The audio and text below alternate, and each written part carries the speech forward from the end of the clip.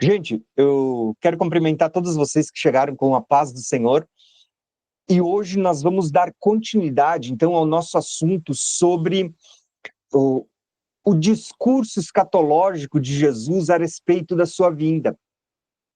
Até agora, nós começamos a estudar o sermão escatológico de Jesus, onde ele fala sobre as coisas que aconteceriam logo após a sua partida, ainda no período dos apóstolos, que isso inclui a perseguição pela qual eles passariam, a destruição do templo no ano 70, que não sobraria pedra sobre pedra, as coisas que aconteceriam no decorrer de toda a história, como a gente viu na aula passada, e ele vai falar no final sobre os sinais da sua vinda. Então, para você entender isso, na aula passada nós falamos sobre Lucas 21, porque ali é uma cronologia muito interessante, que eu vou mostrar para vocês agora. Nessa cronologia, a gente viu muitas coisas interessantes. Porém, diferente da aula passada, onde Lucas ele faz uma cronologia falando de todas as coisas, começando o que aconteceria no tempo dos apóstolos, o que aconteceria em todo o período, mas ainda não era o fim, e o que vai acontecer logo antes da vinda de Jesus. Mateus, ele vai registrar o mesmo sermão. E aqui entra uma curiosidade para vocês saberem. Lucas, ele não era um dos 12 discípulos de Jesus, tá?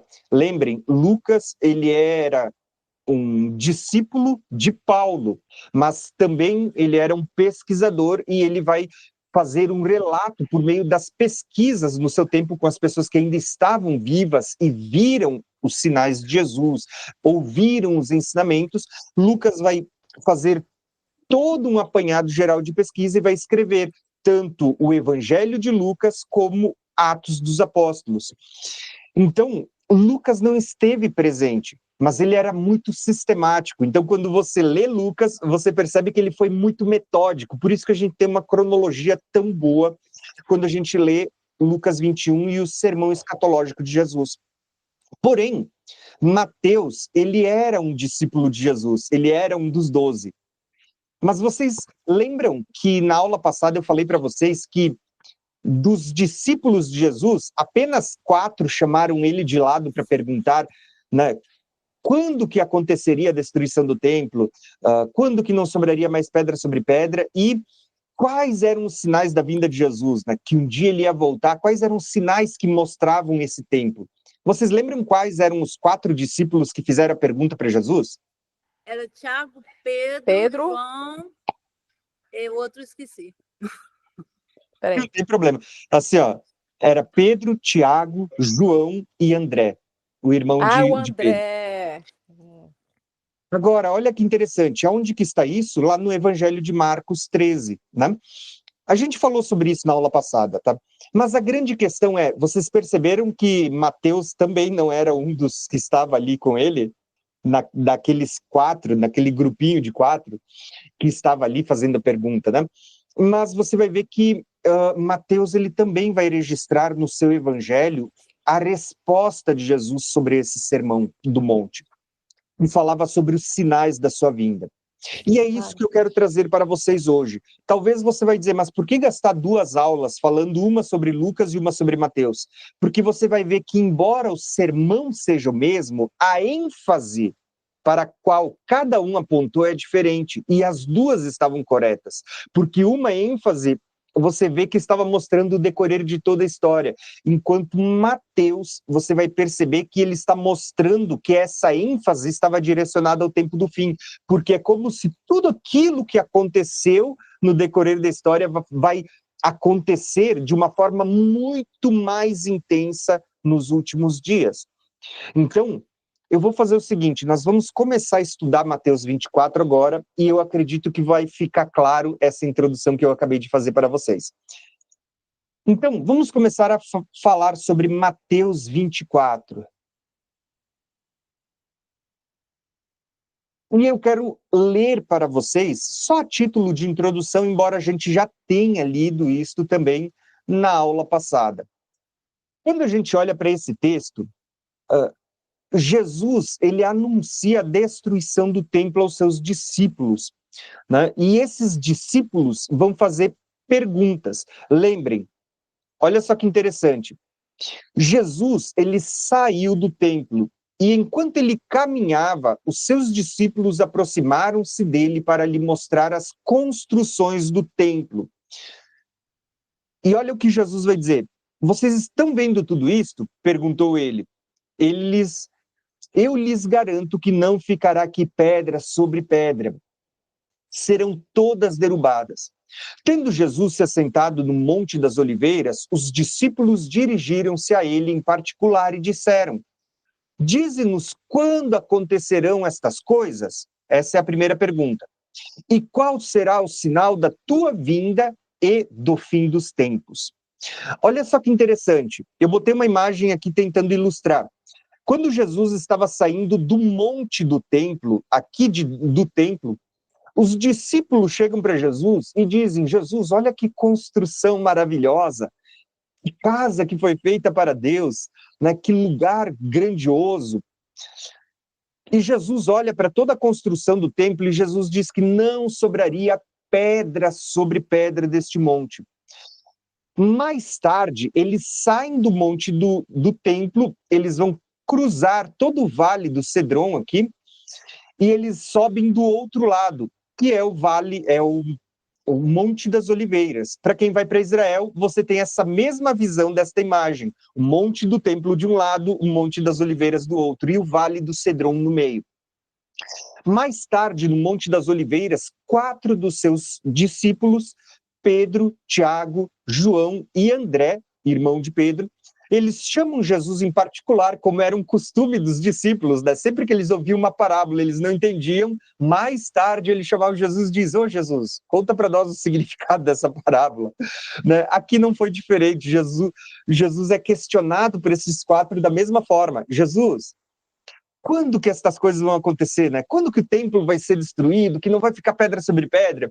E ele diz: e quais são os sinais da tua vinda? Por quê? Vocês precisam lembrar que muito antes da gente chegar aqui no capítulo 24, desde o 19, 20, 21, né, o 22, 23, Jesus já vinha falando que ele iria morrer, que ele não estaria mais presente, que ele seria levado ao céu, mas que um dia ele voltaria. Então os discípulos fazem 2 perguntas. Ele diz: Senhor, quando que o templo vai ser destruído? Quando que estas coisas vão acontecer? E, segunda pergunta, já responde para nós, quais são os sinais que demonstram quando o Senhor estiver para voltar, né? E quando estiver para chegar à consumação dos séculos, o fim desta era, o fim dos tempos. Então, tudo que a gente vai escutar aqui em Mateus 24, inclusive as parábolas do capítulo 25 de Mateus, o capítulo 21 de Lucas, o capítulo 13 de Marcos, eles são explicações a respostas destas perguntas que foram feitas para Jesus sobre a destruição do templo, como eu expliquei para vocês em Lucas na aula passada, mas também sobre os sinais que antecederiam a vinda do Senhor e o fim desta era, tá? Então, hoje, o que eu quero mostrar para vocês é justamente isso. Nós vamos ler Mateus 24 e você vai conseguir fracionar cada porção e entender para o que isso estava apontando também, tá? Vamos lá, então. Antes de tudo, eu só quero demonstrar uma coisa para vocês. Por que os discípulos eles perguntavam não só sobre a destruição do templo, mas também sobre a vinda de Jesus?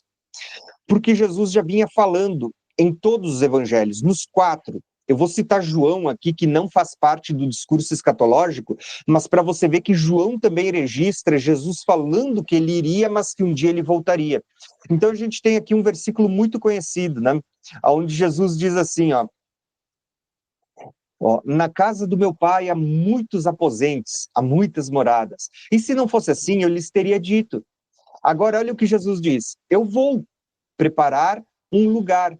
E se eu for e lhes preparar, eu voltarei e os levarei para mim, para que vocês estejam aonde eu estiver. Você percebe que Jesus, por meio de parábolas, por meio de algumas palavras. Jesus está dizendo, gente, eu vou partir, eu vou ir, né? Eu vou, mas um dia eu vou voltar.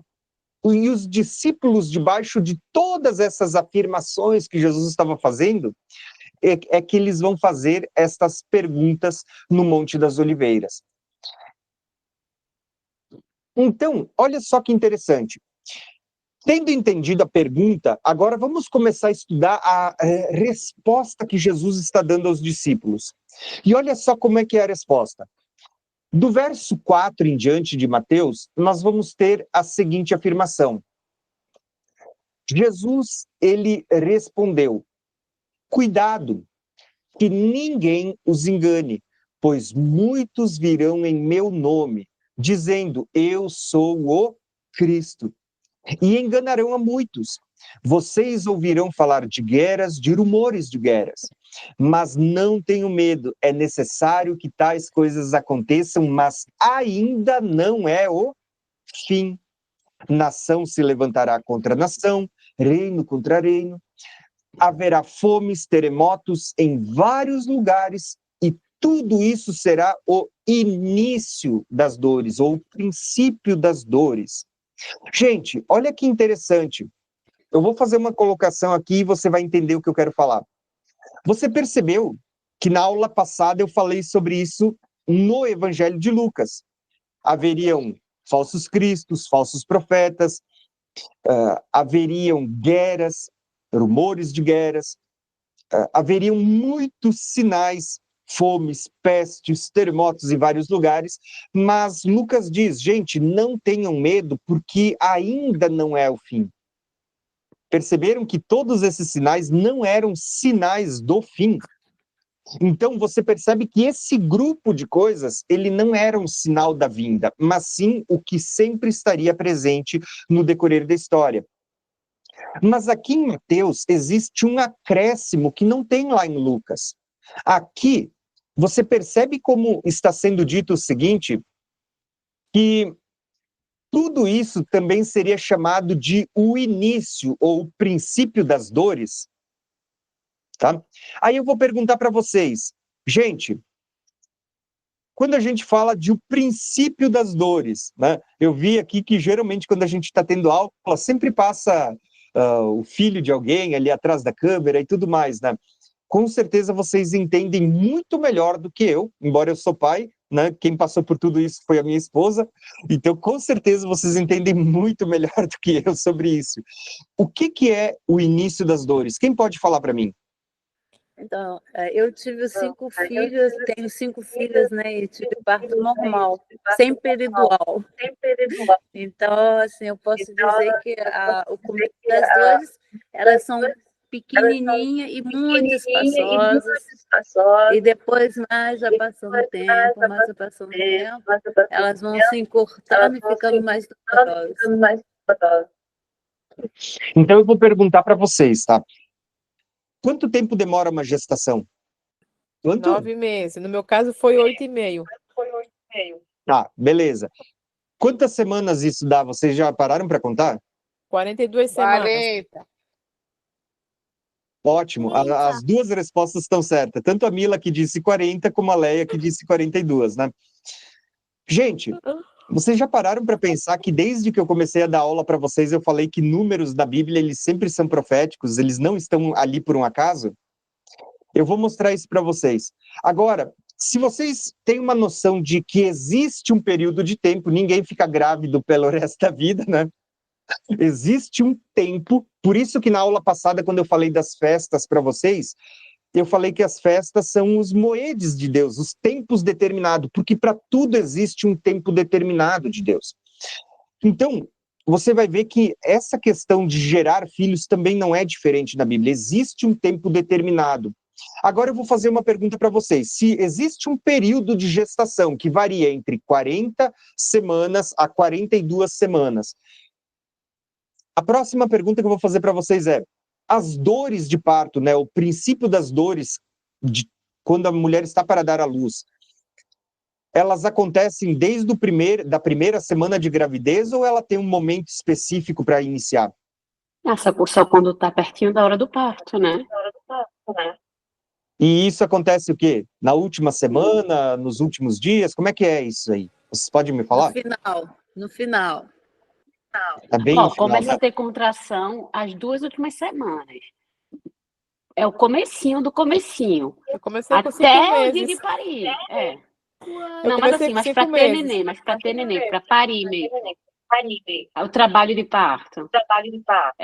E é um dia, normalmente é um dia, né? Ótimo. E é aqui que eu quero mostrar para vocês. Todas as palavras que Jesus está usando, quando ele fala sobre a sua vinda, ele está usando figuras que as pessoas que ouviam entendiam isto. Entende? Todas as vezes que Jesus conta a parábola, por exemplo, a parábola do semeador, ele vai pegar uma figura que o povo conhecia, que é lançar uma semente no solo, cuidar dele e tudo mais. Quando Jesus fala sobre a parábola do tesouro escondido no campo, ou qualquer tipo de parábola que Jesus usava, você percebe que Jesus está usando coisas que o povo entendia? Aqui não é diferente, Jesus está usando a gravidez, porque era algo natural para toda a família. Entender que a gestação, ela é um período longo, que geralmente, como vocês mesmos testificaram, é entre 40 a 42 semanas, ou seja, praticamente 9 meses. Mas, deste longo período, as dores, né, as contrações que elas vão marcar o início das dores de parto, geralmente ela vem só lá na reta final. Ou seja, mesmo que muitas vezes a pessoa tenha uma gravidez muito tranquila, ou talvez não tão tranquila, que passe por enjoos e tudo mais no decorrer da gravidez, mas o princípio das dores de parto, ele vem só quando está prestes a gerar, a dar à luz. E aqui é que entra o mistério que Jesus estava falando.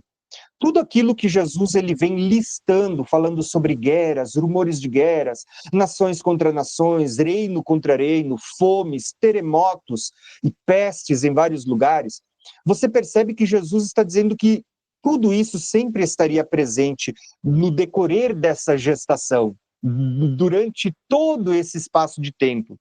Mas ainda não era o fim, isso não era sinal do fim.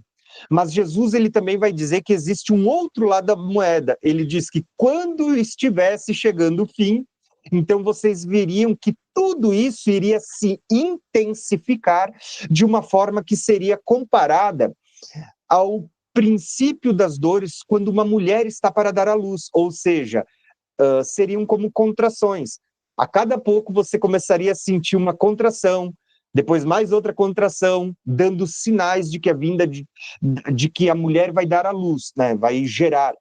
Da mesma forma que Jesus viria, né? Seriam dores.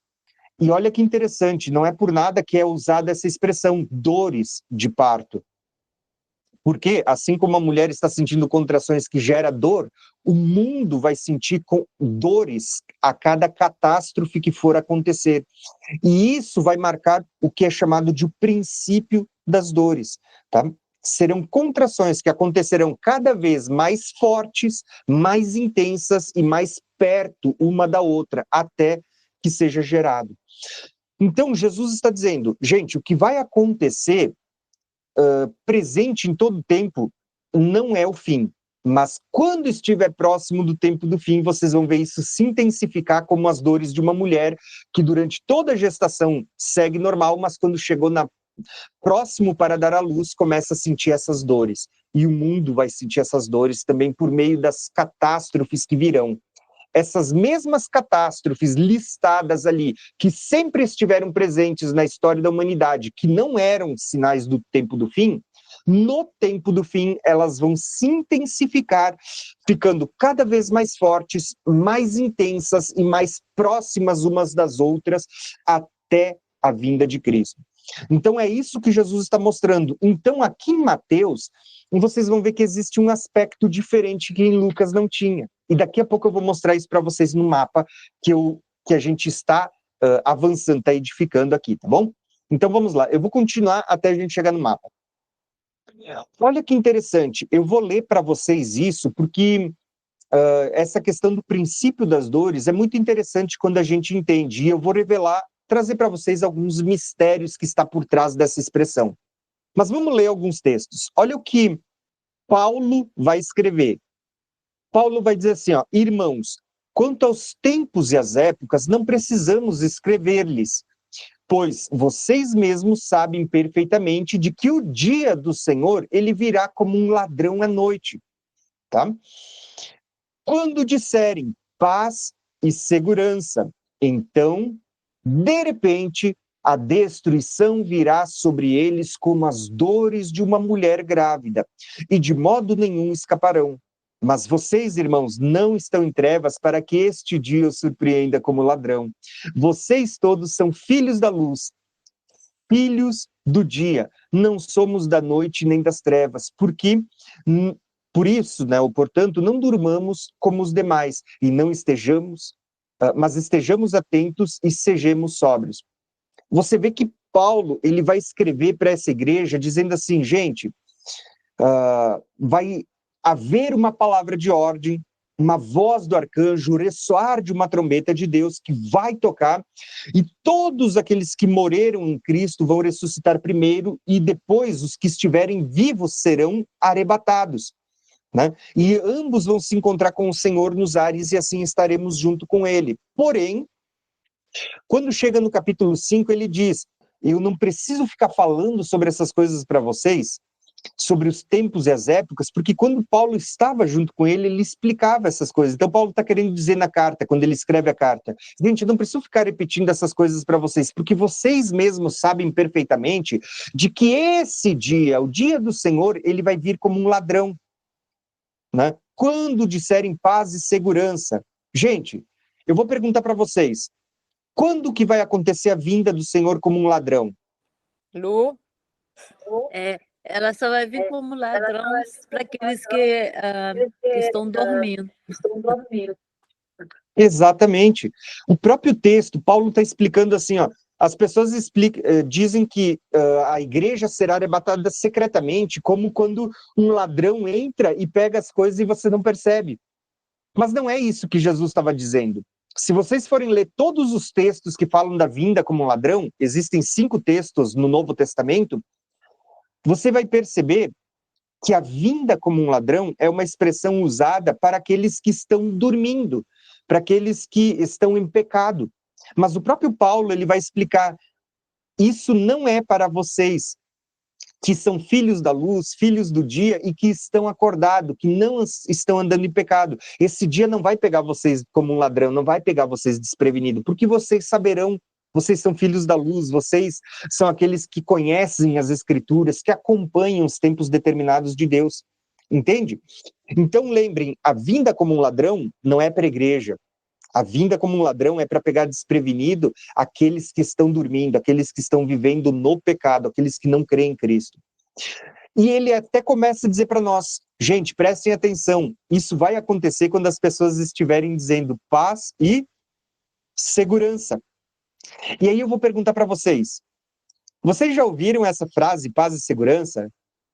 Já perceberam que isso é o lema de uma instituição muito grande hoje no mundo? Da ONU.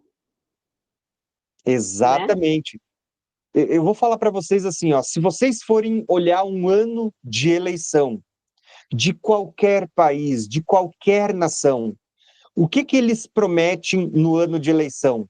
Que eles vão trazer paz e segurança para as pessoas. No meu governo vocês terão paz, vocês terão prosperidade, vocês vão ter segurança, porque a gente vai investir nisso e naquilo e tudo mais.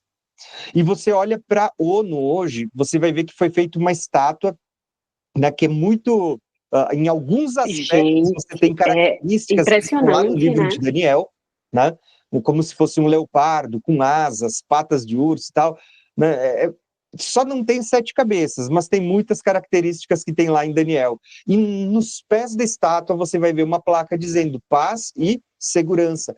Você percebe que no mundo hoje o discurso é paz e segurança? Só que Paulo, inspirado pelo Espírito Santo, ele vai dizer assim, gente, quando as pessoas estiverem proclamando paz e segurança, de repente virá uma destruição como as dores de uma mulher grávida, ou seja, vai ser o princípio das dores. Percebeu que a gente já está vivendo o período em que as pessoas estão dizendo paz e segurança? Uhum. A qualquer momento vem o de repente. Sabe? Eu tô dando risada, mas eu fico pensando assim, ó, do nada as pessoas vão ver. É como a gravidez. Poxa, você sabe que isso vai acontecer um dia, que existe um tempo determinado. Mas quando dá aquela primeira contração, poxa, é o de repente, do tipo assim, pô, eu acho que agora vai nascer. Né? Gente, assim, ó, o que eu quero mostrar para vocês é que o Espírito Santo, depois que Jesus partiu, ele vai usar os próprios discípulos ou os apóstolos que virão em seguida para trazer a mesma mensagem que Jesus falou.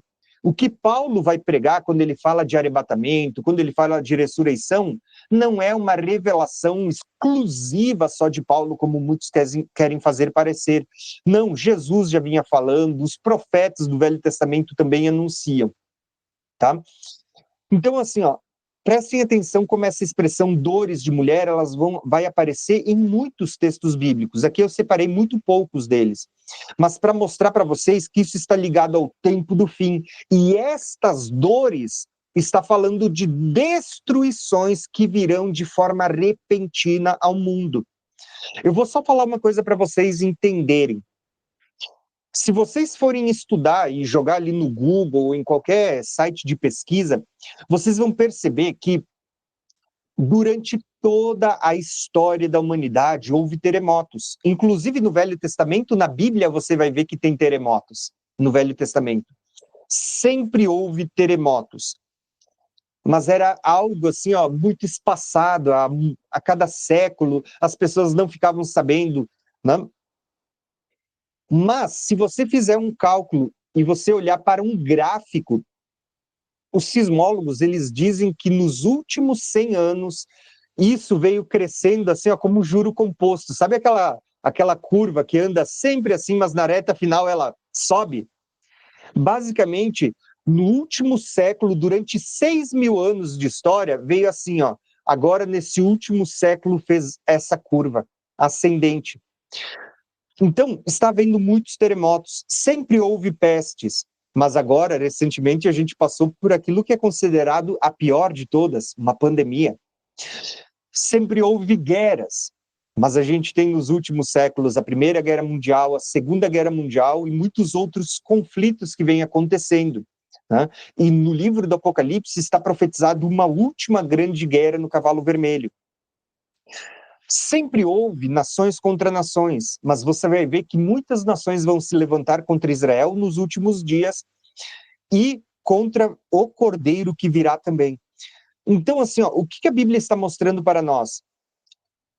Que durante todo um período de gestação sempre haveriam esses sinais, mas quando estiver para dar à luz, quando estiver para acontecer a vinda de Cristo, ela será precedida por catástrofes, por destruições que virão de maneira repentina e que não vão durar tanto tempo, porque já está marcando a reta final, o princípio das dores, quando a mulher está para gerar a luz. É essa figura de linguagem que Jesus está usando para ilustrar como serão os sinais que vão anteceder a vinda dele. Você vai perceber que estes sinais, segundo o apóstolo Paulo, em 1 Tessalonicenses 5, fala de destruições que virão ao mundo quando eles acharem que está tudo em paz e segurança. Mas, quando a gente vai para Romanos, que também foi escrito pelo apóstolo Paulo, olha o que Paulo vai dizer. Sabemos que toda a natureza criada, ela geme até agora, como as dores de parto. E não só isso, mas também nós mesmos, que temos os primeiros frutos do Espírito, gememos interiormente, esperando ansiosamente a adoção como filhos e a redenção do nosso corpo. Você percebe que esse assunto do princípio das dores, ele vai culminar com uma coisa. Ele está mostrando que a natureza geme, aguardando a redenção dos filhos de Deus, e quando a natureza começar a ter as contrações, você vai ver as catástrofes no mundo acontecendo. Né? Os terremotos que estão profetizados no livro do Apocalipse, vocês vão perceber que são as contrações finais. Né? É a terra gemendo e tendo contrações, aguardando os filhos de Deus que estão para ser gerados. Só que você vai perceber que esse texto está dizendo o seguinte, que tudo isso está acontecendo porque gememos interiormente, esperando ansiosamente a adoção como filhos. E aqui está um mistério, ó, a redenção do nosso corpo. Você percebe que quando a gente fala de dores para dar à luz, as pessoas dizem, tudo bem, a gente já entendeu, vai haver um período de gestação, e a gente falou aqui de 40 semanas, 42 semanas, daqui a pouco eu vou explicar para vocês o mistério por trás desse período também, e que essas dores, elas são destruições que sobrevirão ao mundo, né? De uma maneira muito mais intensa nos últimos dias. Mas a pergunta que eu faço para vocês agora, o que vai estar sendo gerado depois dessa gravidez? Porque, poxa, a gente tem um período de gestação, a gente tem as dores de parto, que são todas essas contrações, essas coisas que vão acontecer no mundo. E o que vai ser gerado na hora que essa mulher estiver para dar à luz? Igreja? Exatamente. Você percebe que, no final de tudo, é como se Deus estivesse mostrando que no final dessas dores de parto, o que vai ser gerado é a igreja, né? É, na verdade, a ressurreição dos mortos. Ou, o que a Bíblia diz em 1 Tessalonicenses 4, antes de Paulo falar do princípio das dores? Paulo diz assim, ó, que os mortos ressuscitam e logo depois dos mortos ressuscitarem, o que acontece? O arrebatamento. Paulo diz, primeiro os mortos ressuscitam, depois nós, os que ficarmos vivos, seremos arrebatados. E ele explica em 1 Coríntios 15, dizendo assim, ó, que eu vos digo um mistério, nem todos dormiremos, mas todos seremos transformados em um abrir e fechar de olhos, ou seja, em um piscar. Você percebe que a Bíblia está mostrando para nós que existe um mistério que vai acontecer e que esse mistério, essa gravidez, no final, ela vai gerar isso aqui, ó, esperando ansiosamente a nossa adoção como filhos e a redenção do nosso corpo. O que é a redenção do corpo? É quando o seu corpo for glorificado e não está mais sujeito ao pecado. Entende? Por quê? Porque agora, com o corpo glorificado, ele não tem mais a velha natureza adâmica. Aquilo que nós herdamos por causa de Adão, uma natureza caída, inclinada ao pecado. Quando você participar da ressurreição, ou mesmo aqueles que não morrerem e forem arrebatados vivos, ambos, tanto o que morreu como o que está vivo, terão um corpo glorificado, um corpo transformado em um momento, em um átomo de tempo, né? E nesse momento, as pessoas, elas terão um corpo glorificado que não está mais sujeito ao pecado. E a Bíblia está dizendo que toda a natureza geme aguardando esse momento. Aí eu pergunto para vocês, parece uma coisa muito simples, mas olha como é importante a gente entender que a Bíblia ela está conectada desde Gênesis até Apocalipse. Por que vocês acham que Paulo está dizendo que a natureza geme aguardando a nossa adoção de filhos de Deus, e nós que temos os primeiros frutos do Espírito também gememos? Por que a natureza geme? Porque os filhos estão dormindo, estão enterrados? Tá, então vamos lá, eu vou ajudar vocês, mas eu quero fazer Tá. vocês exercitarem a mente de vocês, para que quando vocês forem estudar a Bíblia, vocês possam aprender a fazer essas conexões também. Nós estamos falando sobre dores de parto. Eu vou perguntar para vocês, quando que as dores de parto passaram a fazer parte do contexto bíblico? Quando Quem que Eva foi a primeira pecou, pessoa que sentiu dores de parto? Eva, Exatamente. Por que Eva sentiu dores de parto? porque ela pecou. Porque ela pecou. Ela comeu uma maçã. Ela comeu a maçã, meu Aí filho tá tá. falando. E quais que foram as consequências que vieram sobre o mundo quando o pecado entrou no mundo? A dor. O sofrimento. A morte. Vocês perceberam que vocês estão fazendo várias conexões aqui? Quando a gente lê Gênesis, vocês vão perceber assim, ó, que Eva foi desobediente a Deus e às orientações que Deus havia dado a Adão e Eva, e ela não só deu ouvido à serpente e comeu do fruto, como ela também vai persuadir Adão a também comer deste fruto. E quando Deus ele aparece, Deus chama Adão e diz: Adão, vem cá, você comeu do fruto que eu disse para Adão comer? Adão, ele vai mostrar, olha, a mulher que tu me deu, ele está meio que transferindo a responsabilidade para a mulher, ele está dizendo assim, ó, a mulher que tu me deu, ela me deu do fruto e eu comi. Aí Deus vai questionar para Eva, né? E aí, você, Eva, você comeu do fruto que eu disse que não era para comer? Ah, Senhor, a serpente, ela me persuadiu e eu comi. Então Deus não vai conversar com a serpente, ele simplesmente vai dar a consequência do castigo para cada um. A serpente, porque você fez com que a humanidade caísse, né? Adão e Eva pecassem, você será maldita. E você vê que porque a serpente ela vai ser ali um instrumento de Satanás para fazer com que o homem caia, Deus vai dizer assim, ó, a partir de hoje você vai rastejar. Isso dá a entender que a serpente não rastejava antes. Alguns vão dizer que ela voava, outros que ela tinha perna, enfim, não importa. Esse não é o debate em questão.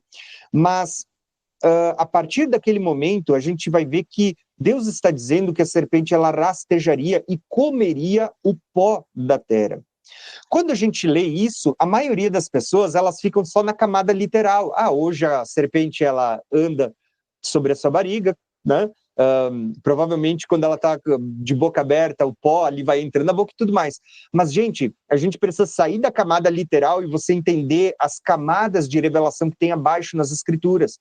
Porque a serpente ela é um símbolo do maligno. Satanás. Lembra? Apocalipse vai dizer que o dragão é também a antiga serpente, Satanás, o diabo. Quando Apocalipse cita a antiga serpente, estou falando do lado do Éden. E você vai ver que quando o homem peca, qual que era o salário do pecado? A morte. A morte. Todos passam a morrer. E o que Deus diz para serpente? Ela vai comer o pó da terra. Eu já vou voltar na serpente para vocês verem como tem mistérios. Mas ele olha para a mulher e diz, olha, porque você foi desobediente, deu ouvidos à serpente, o que vai acontecer com você? A partir de agora, você vai dar à luz com dores de Parto. E aí Deus vai olhar agora para Adão e vai dizer assim, Adão, porque você deu ouvidos à mulher, porque você foi desobediente a mim e comeu do fruto, o que vai acontecer? Por tua causa será maldita toda a terra. E a terra vai produzir abrolhos, espinhos e... Além da terra ser maldita e produzir abrolhos e espinhos, ela não vai mais produzir o fruto abundantemente. Você vai precisar suar, trabalhar para poder ter o seu sustento. Gente, se vocês pararem para pensar, isso não está falando só da dificuldade, mas você precisa entender as camadas de revelação por trás de cada afirmação destas. Por exemplo, vamos começar por Adão.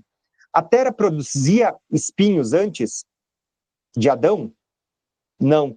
Então, por causa do pecado do primeiro Adão, o que a terra passou a produzir? Espinhos.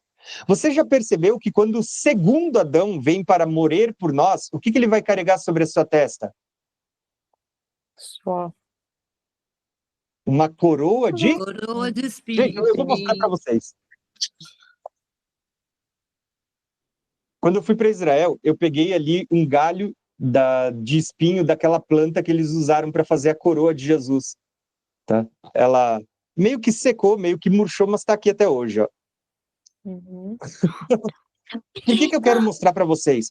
Porque você percebe que existe aqui uma revelação por trás de tudo isso, da mesma forma que, por causa do primeiro Adão, a morte entrou no mundo. Paulo vai dizer que por meio do último Adão, que é Cristo, eu geralmente falo segundo Adão, mas a expressão correta é o último Adão, que é Cristo, você vai ver que a vida vai entrar e vai passar aos homens, todo aquele que crê nele.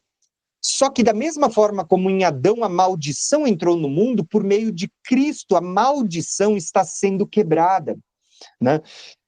E muitas coisas são desfeitas na primeira vinda de Cristo, e outras elas vão ser concluídas por ocasião da segunda vinda de Cristo. E aí é que está o mistério. Você percebe que Jesus ele veio e ele vai se fazer maldito quando ele é pendurado no madeiro. A Bíblia diz, maldito todo aquele que for pendurado no madeiro. Jesus, ele vai se fazer maldição em nosso lugar para que nós fôssemos benditos. Ele levou sobre si as nossas maldições. Tá? Então, assim, ó, você vai dizer assim, Thiago, você crê em maldição hereditária? Eu vou dizer, para quem não tem Jesus, eu creio que existem maldições que acompanham até mesmo gerações, que acompanham a vida das pessoas.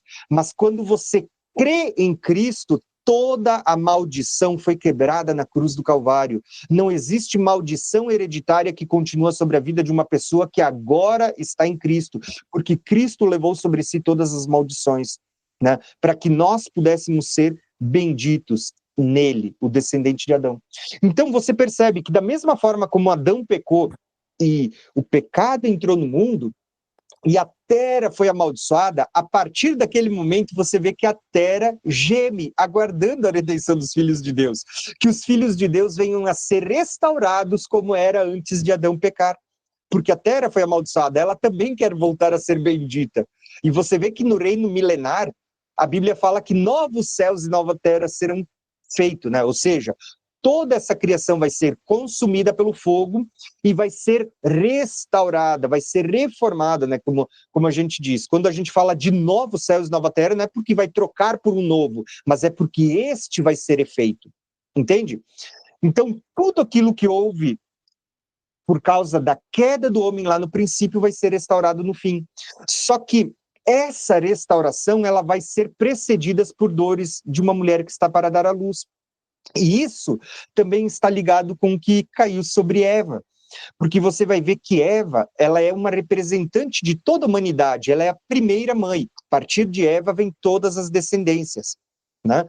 Mesmo que no dilúvio muitos morreram, mas até mesmo Noé e os seus 3 filhos e as suas progenitoras, elas são descendentes de Eva, que vai dar toda essa descendência, né? Por isso que quando a gente lê, eu não sei se eu coloquei aqui, eu vou até dar uma olhada. Quando a gente lê o livro de Apocalipse, no capítulo 12, o que vocês leem lá em Apocalipse 12? Quem lembra? Pode citar de cabeça. Eu não estou lembrada. Pode E falar, olha que Leila. ele está com 2 semanas atrás do Apocalipse. Jesus. Deixa eu ver. Um palpite, Capítulo gente. 12. Deixa eu procurar aqui, pastor. Meu Jesus. Vou dar tempo para vocês enquanto bebo água. Apocalipse 12. Achei. E viu-se um grande sinal no céu, uma mulher vestida do sol, tendo a lua debaixo dos seus pés e uma coroa de 12 estrelas sobre a sua cabeça. E estava grávida, e com dores de parto, e gritava com ânsias de dar à luz. É isso, pastor? Você percebeu que ali em Apocalipse, para você entender esse capítulo, você tem que ler todo ele. Mas você percebe que em Apocalipse vai aparecer o dragão, que é a antiga serpente, estava lá no Éden, e também vai aparecer uma mulher que está para dar à luz, está grávida. Só que essa mulher, ela vai gerar um filho varão muito antes das dores de parto. É algo que chega a ser sobrenatural. O filho nascer antes das dores virem, né? Tem isso nos profetas, é um outro mistério que um dia eu posso explicar para vocês. Mas a Bíblia diz que um filho varão foi gerado, e esse filho varão, quando ele é gerado, o dragão estava ali para tentar apanhá-lo, mas ele é arrebatado aos céus. Então, é dito que o dragão ele vai se voltar contra a descendência da mulher, ou contra a própria mulher e depois contra os seus descendentes. Gente, existe um mistério muito legal aqui, e não é o foco, eu não vou me deter tanto, eu já estou até muito tempo aqui falando sobre dores de parto, mas só para vocês entenderem, quando a gente fala dessa mulher, essa mulher é uma representação do povo de Deus desde a primeira mulher, desde Eva, e que vem percorrendo todo o povo de Deus. Inclusive, isso vai incluir a igreja no Novo Testamento, né, formada tanto por judeus como gentios, pega tanto o povo da primeira aliança como da nova aliança, e você tem muitos mistérios. É como se... Lembra quando eu peguei a estátua de Daniel e eu deitei ela e eu mostrei que a estátua de Daniel era uma linha do tempo? essa mulher também é como se fosse uma linha do tempo, ela está apontando para toda a história da humanidade. E o filho varão que nasceu era Cristo, que foi arrebatado ao céu. Sim, Jesus, ele vem, ele vai nascer, ele vai ser gerado, e quando ele nasce, você vê que Jesus, ele morre, ressuscita e ascende ao céu. Mas Satanás continua atuando nessa terra e agora ele vai se voltar contra a mulher, que é um símbolo do povo de Deus, e contra os seus descendentes, que também é um símbolo do povo de Deus. Um dia eu posso falar sobre isso para vocês, sobre essa questão, tá? Tanto que eu nem botei esse texto aqui, eu estava olhando o slide, mas eu vou voltar a falar sobre isso com vocês um dia.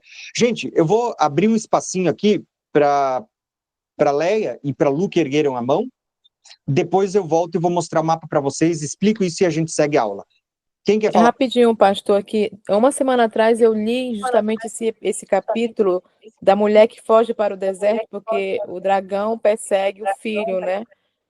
Só que eu não terminei ainda de ler esse episódio. Eu li quase todo e eu não consegui entender o filho. Ele é perseguido pelo dragão, né, no caso.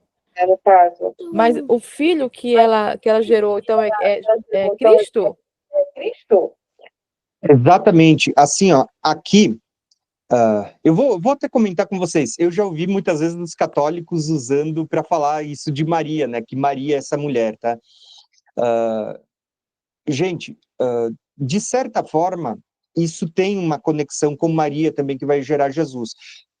Mas essa mulher que está sendo demonstrada ali, ela não é apenas Maria, mas ela está mostrando que viria desse povo, dessa descendência. Isso está representando a figura como um todo que está sendo usada, ela está sendo usada para mostrar o que aconteceria desde o princípio, desde a primeira mulher, quando a mulher caiu e Deus prometeu a Eva que o descendente de Eva pisaria a cabeça da serpente. Então, quando ele diz assim, ó, o teu descendente pisará a cabeça da serpente, Eva vai pensar, poxa, o próximo filho que ela gerou é Sete, então Sete é aquele que vai cumprir a promessa. Mas não, o descendente de Eva é Cristo, entende? E você vai ver que isso estava mostrando um período de gestação. E quando Jesus nasce, você vai ver que ele morreu, depois ele ressuscita, e 40 dias depois, no Monte das Oliveiras, a Bíblia diz que ele estava reunido com 120 pessoas, e de repente Jesus ascende ao céu, ele subiu aos céus, né? O que houve ali? Uma espécie de arrebatamento. Ele é assunto aos céus, e é encoberto pelas nuvens. E os anjos dizem, varões galileus, o que vocês estão olhando? Esse mesmo Jesus, da mesma forma como vocês o viram subir, ele será visto voltando sobre as nuvens, né? Então, você vê que essa figura, esse filho varão que o dragão queria tragar quando nascesse, é uma figura daquilo que Satanás, a antiga serpente, ou o dragão, né? Isso está em Apocalipse também, o dragão, a antiga serpente, que é diabo, Satanás, desde que Deus fez a promessa à mulher, dizendo assim, ó, que quando teu filho nascer, ele vai esmagar a serpente, desde então o dragão, que era a antiga serpente, ele estava ali, esperando quando nascesse esse filho varão, porque a promessa de Deus é, ele vai esmagar a tua cabeça. E ele estava esperando para ver se ele podia tragar. Só que quando Jesus veio, Satanás fez de tudo para que Cristo morresse, né? Porque não pensem assim, ó, que foi só o judeu que crucificou Jesus, que foi só os romanos. A gente sabe, e eu sempre falo aqui, não foi os judeus, não foram os romanos, embora eles foram instrumentos para que isso acontecesse. Mas por trás de tudo isso havia uma ação de Satanás. Por trás de tudo isso havia também os nossos pecados, porque ele estava morrendo para saldar a nossa dívida, né? Mas houve toda uma atuação. Jesus chega a anunciar, gente, o que eu tinha para falar para vocês, eu vou parar por agora, porque ele diz assim, ó, o príncipe deste mundo está vindo, né? As pessoas leem e não entendem esse mistério, mas Jesus está falando de coisas espirituais que estavam acontecendo nas regiões espirituais e que a gente não percebe. Tá? Satanás, ele queria que Jesus morresse. Mal sabia que quando Jesus estava morrendo, ele estava dando uma espécie de checkmate. Ele estava pagando, saldando a dívida da humanidade que o primeiro Adão contraiu, né? Então, quando Jesus ressuscita, porque a morte não pôde conter Jesus, porque ele não tinha pecado, Jesus, ele ascende ao céu e ele leva o poder do inferno e da morte. E junto com isso, a Bíblia vai dizer que agora Jesus é aquele que tem a chave do inferno e da morte, ele tem autoridade. Junto com isso, você vai ver Jesus ascendendo ao céu, é o que estava sendo descrito em Apocalipse 12, através dessa figura de linguagem que João tem nessa visão. A mulher daria a luz a um filho, só que esse filho varão, de repente, ele vai ascender ao céu. Então o dragão vai ficar irado, porque não conseguiu tragar o filho varão, e ele vai se voltar contra a mulher e os seus descendentes. Poxa, ele não conseguiu fazer nada contra Jesus. Contra quem que Satanás hoje atua? Contra os seus filhos, contra os seus descendentes. Que, teoricamente, você tem aqui duas figuras, tanto o descendente da mulher como a mulher, elas são figuras que Deus está usando para falar do povo de Deus. Então, quando essa mulher ela estiver com dores de parto, isso vai apontar para duas coisas. Para Tera, que foi amaldiçoada em Adão, que está gemendo, ou seja, tendo terremotos, pestes, fomes, guerras, mas aponta para a humanidade, que também está gemendo, aguardando a redenção dos filhos de Deus. E essa luz que vai ser dada, ela apontou primeiro para o filho, que era Cristo. É como se... Eu vou dar um exemplo para vocês. Parece engraçado, mas eu vou falar para vocês aqui com poucas palavras. Você percebeu que geralmente num parto normal, que sai primeiro é a cabeça? Né? E depois que sai a cabeça, o que sai? O restante do corpo. Você percebe que sempre que a Bíblia vai falar, ela vai tratar apontando como Jesus sendo o cabeça e nós, o restante do corpo. Não sei se vocês perceberam a analogia que está sendo feita. É como se Jesus, ele nasceu primeiro, ele é o cabeça, é o primeiro a ser gerado, a sair, né? Mas depois de Cristo tem todo o corpo que também vai ser gerado. E nós somos o corpo de Cristo. Existe uma analogia aqui, mas eu sei que esse assunto ele é um pouquinho mais complexo. Então eu vou deixar para outro dia. Eu quero voltar para Mateus 24, porque a gente meio que fugiu um pouco nessa questão de dores de parto, tá? Então vamos lá. Ó. Eu vou botar aqui para vocês, só para falar um mistério que já que eu toquei na questão de Adão, Eva e a serpente, vocês perceberam que Deus amaldiçoou a terra por causa de Adão, então a terra geme aguardando a redenção dos filhos de Deus, a mulher passou a ter dores de parto por causa da sua desobediência, e a serpente foi amaldiçoada e ela passa a comer e a se alimentar do pó da terra. Aí eu vou perguntar para vocês, lembra que Deus disse para Adão? Tu és pó, e porque tu desobedeceu, ao pó tornarás. Percebeu que Deus está dizendo para o homem, você vai voltar ao pó da terra, e Deus está dizendo para a serpente, você vai se alimentar do pó da terra. Eu não sei se vocês perceberam que muito mais do que falar que a serpente rastejaria e entraria pó na sua boca, Deus estava mostrando profeticamente que Satanás, ele se alimentaria da morte das pessoas. Por quê? É como se cada vez que alguém morresse, isso estivesse alimentando Satanás, ou alimentando o mundo dos mortos. Por isso que na ressurreição você vai ver que as pessoas que morreram aguardando o Cristo, ou aqueles que morreram crendo em Cristo na nova aliança, eles vão ressuscitar, as portas do inferno não prevalecerão. É como se o inferno abrisse a sua boca, abrisse para que os mortos pudessem sair. Tá? Existe uma figura aqui que é um mistério que um dia eu posso contar para vocês, e que está ligada a essa questão da serpente se alimentar do pó da terra. É como se ele estivesse se alimentando cada vez que alguém morre, entende? Mas isso é um mistério para outro dia. Eu quero colocar aqui o mapa na tela e a gente vai voltar a falar sobre Mateus 24. É muito mistério, hein, meu povo? Rapaz, negócio... Tem muitos mistérios na Bíblia. Muita história.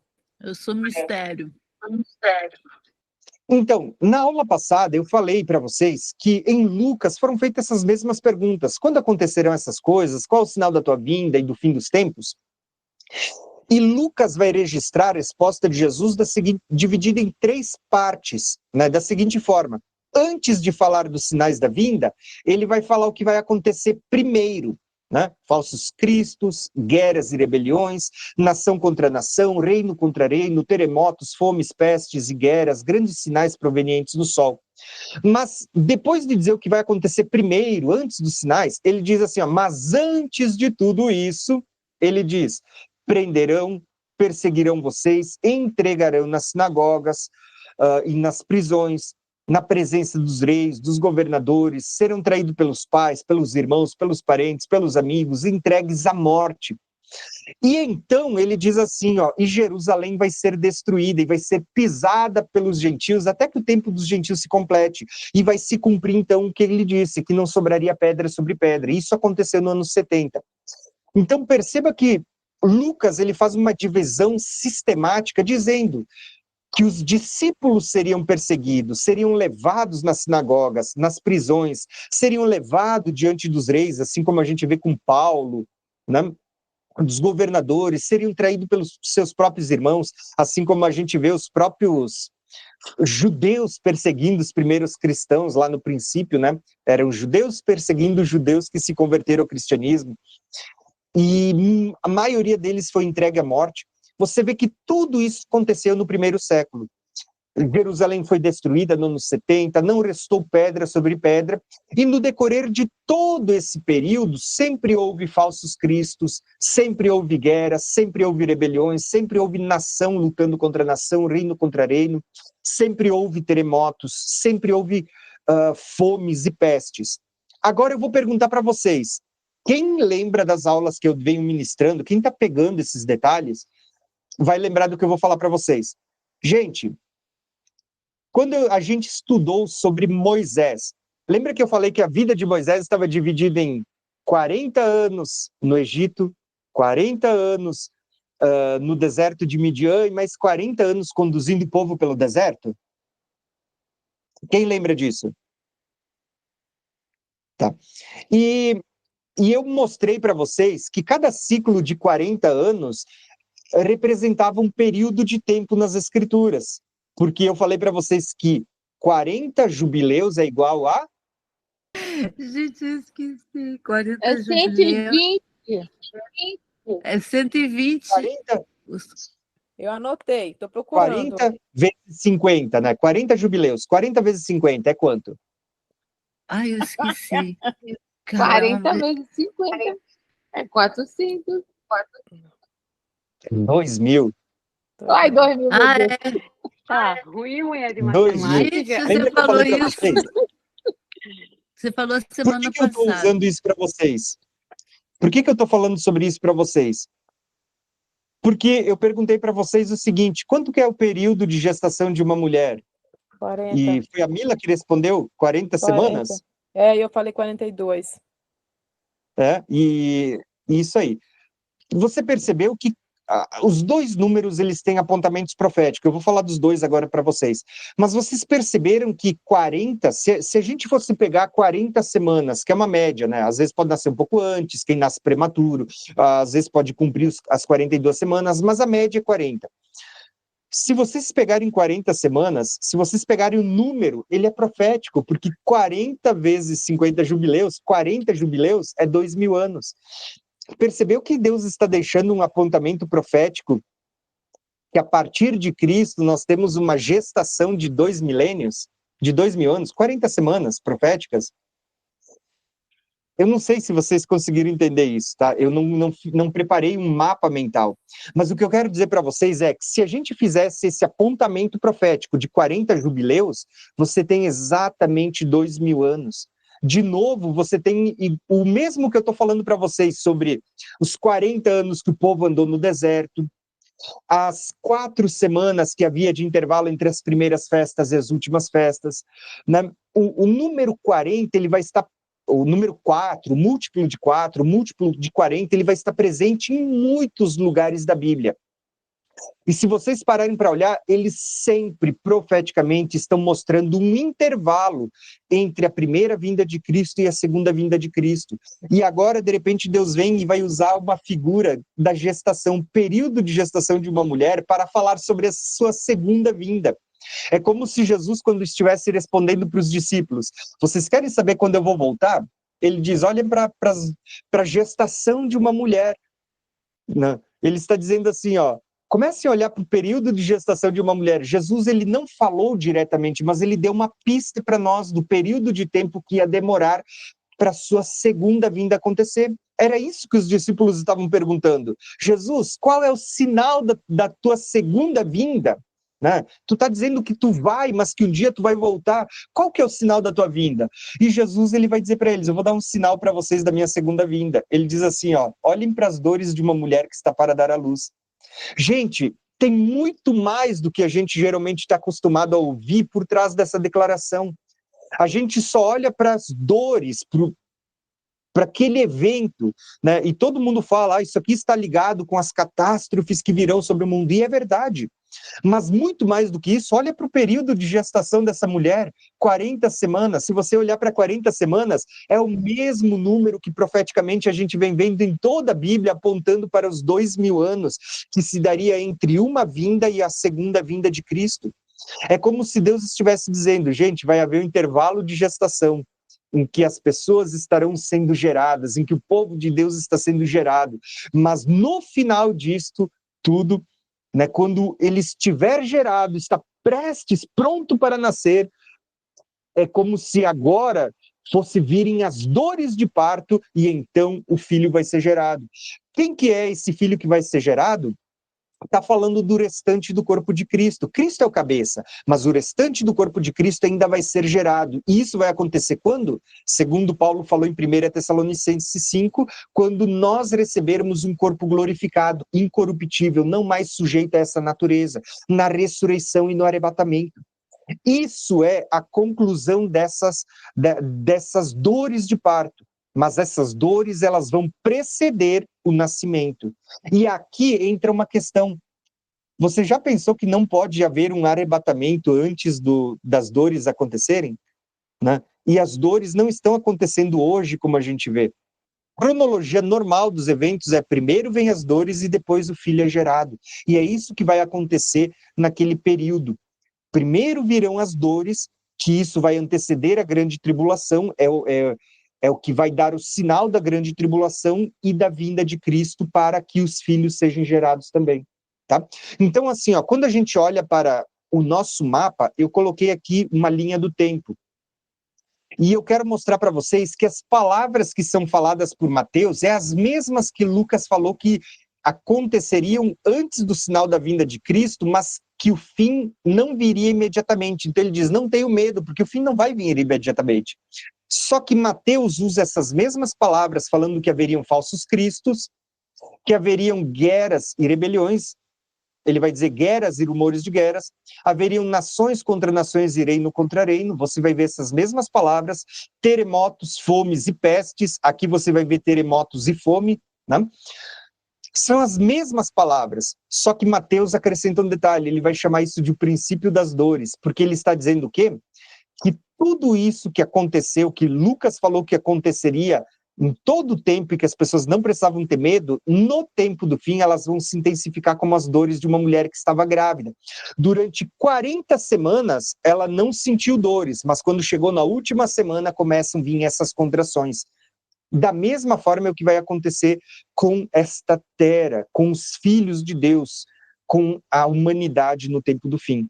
Então, essa é a primeira revelação, ligada a 40 semanas e o princípio das dores. As dores são justamente a intensificação das guerras, dos terremotos, das fomes, das pestes, dos falsos cristos, dos falsos profetas, que sempre houveram, mas que vão ficar intensos no tempo do fim. Tá? E aí vem uma segunda revelação que a gente pode usar também. Eu perguntei para vocês quanto tempo, e eu lembro que a Mila disse que era 40 semanas, e eu não lembro se foi a Leia, acho que falou 42, né? Gente, se vocês estudam a Bíblia, vocês vão ver que 42 também é profético. Porque lembra que o anticristo vai perseguir durante 42 semanas. Quem lembra disso? Eu lembro. Isso, 42 semanas, gente, não é 3 anos e meio, quando você faz literalmente, né?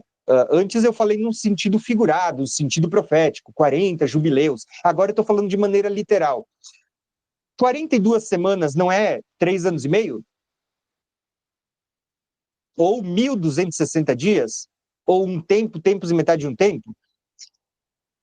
você percebe que é como se ele estivesse apontando também de duas formas, para todo o período, mas também para o tempo do fim. É como se o princípio das dores, essa intensificação, ela viesse só nessa semana aqui, ó, nessa metade da semana, nessas últimas 42 semanas, né? Nesse período. Isso é o princípio das dores, que vai acabar culminando na geração do povo de Deus por ocasião da ressurreição, né? Do recebimento de um corpo glorificado.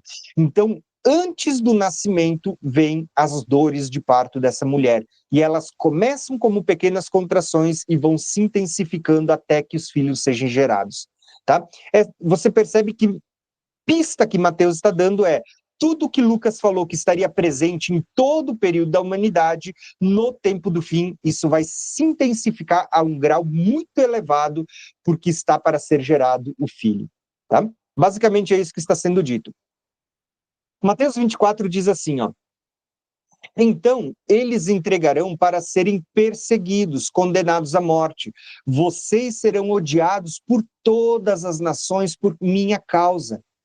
Gente, olha que interessante. Quem participou da aula passada, você vê que isso se referia ao período dos apóstolos, que seriam entregues nas sinagogas, e que depois da destruição do templo, diz que os judeus seriam levados como prisioneiros entre as nações. Só que aqui em Mateus, você não vai ver mais a palavra sinagoga. Pelo contrário, você vai ver que as pessoas estão sendo odiadas por todas as nações. É como se ele pegasse aquilo que ele disse que era local, e aqui ele está ampliando para o tempo do fim. Então ele vai dizer assim, ó, vocês serão odiados por todas as nações por minha causa. E naquele tempo, muitos ficarão escandalizados, trairão, odiarão uns aos outros, numerosos falsos profetas surgirão e enganarão a muito. Né? Gente, o que vocês viram nesses últimos dias? Não houve um cara ali que está se dizendo representante dos judeus, representante do povo islâmico, representante de Cristo e dos cristãos. Vocês já viram isso? Pô, a Bíblia está falando que surgiriam muitos falsos profetas, muitos falsos cristos, e eles enganariam a muitos. Muitas pessoas estão sendo enganadas por causa dessas manifestações. Devido ao aumento da maldade, o amor de muitos esfriará. Tá? Gente, eu vou perguntar para vocês, será que esse é um sinal dos nossos dias? Quem sente que o amor das pessoas está esfriando? Eu. Né? Entende? Aí olha o que ele está dizendo aqui, ó. Mas aquele que perseverar até o fim será salvo. De novo, não existe base para uma igreja sendo tirada antes do tempo do fim. Ele está dizendo, é quem perseverar até o fim será salvo. E este evangelho do reino será pregado em todo o mundo como testemunha a todas as nações, então virá o fim. Assim quando, olha só que interessante, percebe que aqui já não está mais falando só do princípio, lá dos primeiros apóstolos, mas ele está falando agora do tempo do fim, onde o evangelho está alcançando as nações. Então ele diz, então virá o fim. Assim, quando vocês virem o sacrilégio terrível do qual falou o profeta Daniel no lugar santo, quem lê entenda, ele diz, então os que estiverem na Judéia fujam para os montes. Quem estiver no telhado, na sua casa, não desça para tirar coisa alguma. Quem estiver no campo, não volte para pegar o seu manto. Como serão terríveis aqueles dias, né, para as grávidas e para as que estiverem amamentando, tá? Então ele diz, orem para que a fuga de vocês não aconteça no inverno e nem no sábado, porque haverá uma grande tribulação como nunca houve e nem haverá. Né? Então ele diz assim, ó, se aqueles dias não fossem abreviados, ninguém sobreviveria, mas por causa dos eleitos, aqueles dias serão abreviados. Se então alguém lhe disser, vejam que está aqui o Cristo, ou está ali ele, não acreditem, porque aparecerão falsos cristos, falsos profetas, que realizarão grandes sinais e maravilhas para que, se possível, enganar até os eleitos. Vejam que eu avisei antecipadamente. Assim, Se alguém lhe disser, ele está lá no deserto, não saia. Ou se ele está ali dentro de casa, não acreditem, porque assim como um relâmpago sai do Oriente e se mostra no Ocidente, assim será a vinda do Filho do Homem. Onde houver um cadáver, ali se juntarão os seus abutres. Gente, olha quanta coisa que foi dita aqui. Primeiro, ele está dizendo aqui, ó, que o evangelho será pregado entre todas as nações, então virá o fim.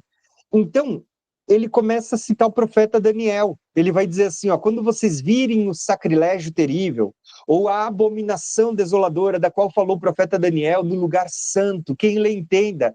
Ele diz, quem estiver no monte, fuja para a Judéia. Judéia, gente, não está no mundo todo.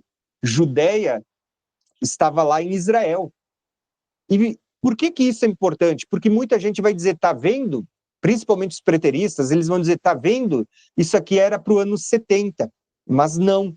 Você precisa entender que o que aconteceu no cerco da Babilônia, com Jerusalém e o templo sendo destruído, o que aconteceu nos dias de Antíoco Epífanes, né, 170 a.C., quando ele invadiu o templo, cometeu um sacrilégio terrível, sacrificando porcos no altar, fazendo com que o povo abandonasse a sua aliança. O que aconteceu no ano 70, quando o templo é destruído novamente, é uma figura do que o anticristo vai fazer no tempo do fim, inclusive atacar Jerusalém. Então, assim, ó, as pessoas confundem muitas coisas e muita gente elas as centralizam só em Jerusalém, no tempo do fim, e muitas pessoas dizem que não, Jerusalém não está mais excluindo Jerusalém do cenário escatológico, como não, agora é o povo de Deus que vai ser perseguido, são só os cristãos espalhados pelo mundo. Não. Irmãos, entendam uma coisa, Jerusalém nunca foi excluído dos cenários proféticos. Tá? Inclusive, o cenário profético do tempo do fim tem como epicentro a praça dessa grande cidade. Jerusalém será a praça do mundo, o centro do mundo, e ali é onde haverão as maiores perseguições. Por isso está sendo dito, né? E isso é um argumento usado muitas vezes pelos pré-tribulacionistas para dizer que Mateus foi escrito só para judeu. Só que Lucas também foi escrito e não foi escrito para judeu, e Lucas também não fala de arrebatamento secreto. Marcos foi escrito e não era para judeus, e também está falando o mesmo texto e não fala de arrebatamento secreto. Né? Mas as pessoas pegam esse texto de Mateus, porque ele está falando dos judeus que estarão em Jerusalém, que eles deveriam fugir para os montes, para a Judéia, que orarem para que isso não aconteça no sábado, porque no sábado o judeu não pode caminhar mais do que uma distância específica, né? E é isso que eu quero mostrar para vocês. Deus estava profetizando que vai haver um período que está descrito em Daniel. Por isso que é importante vocês entenderem por que o primeiro estudo que eu dei para vocês foi Daniel. Porque Daniel anunciou tudo isso, né? Ele diz assim, ó, haverá um sacrilégio terrível, conforme falou o profeta Daniel, no lugar santo. Daniel falou isso lá nas 70 semanas. Se você lembrar, virá um príncipe, um governante que fará uma aliança de uma semana. Uma semana é um período de quanto tempo? 3 anos e meio. Metade da semana, né, Lu? Isso. Porque uma semana são 7 dias. Uma semana profética são 7 anos. E você vê que Jesus estava começando a dar um apontamento. Ele está dizendo assim, ó, que vocês vão ver a última semana de Daniel. Por isso que Jesus está citando Daniel no seu discurso quando ele fala da sua vinda. Ele está dizendo, vocês vão ver a última semana se cumprindo antes da vinda dele acontecer. Então Jesus cita o sacrilégio terrível, ele está mostrando que no meio da semana, né, ele fará cessar o sacrifício e a oferta e será posta a abominação desoladora, e então haverá uma grande tribulação como nunca houve desde o princípio do mundo até agora e nem jamais haverá. De novo, para quem acompanha ou para quem lembra dos estudos de Daniel, isso aqui é uma citação de Daniel capítulo 12, enquanto aqui a gente tem uma citação de Daniel capítulo 9, da última semana, né, uma citação de Daniel, capítulo 11, o sacrilégio terrível, né? Aqui nós temos uma citação de Daniel 12, a grande tribulação como nunca houve e nunca mais haverá.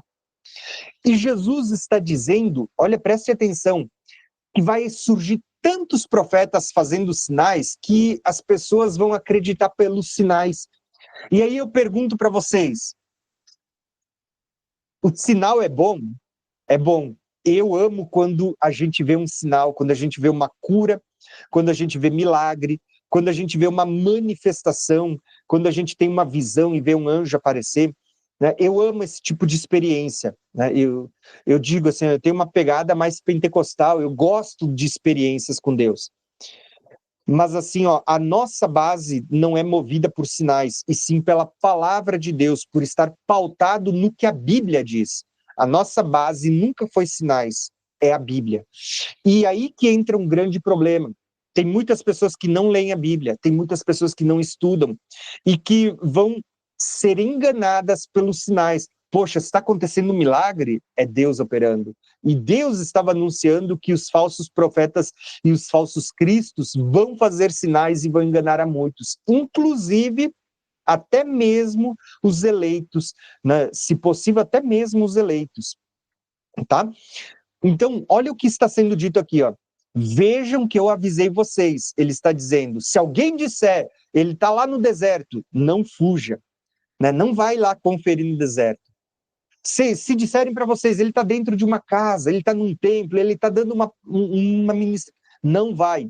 Ele diz assim, porque a vinda dele, e aqui a vinda é parousia, né, ó, porque assim como um relâmpago sai do Oriente e se mostra no Ocidente, assim será a vinda do Filho do Homem. A vinda que é parousia. Veja que Jesus não está falando de uma vinda secreta, ele está falando de uma vinda que se mostra.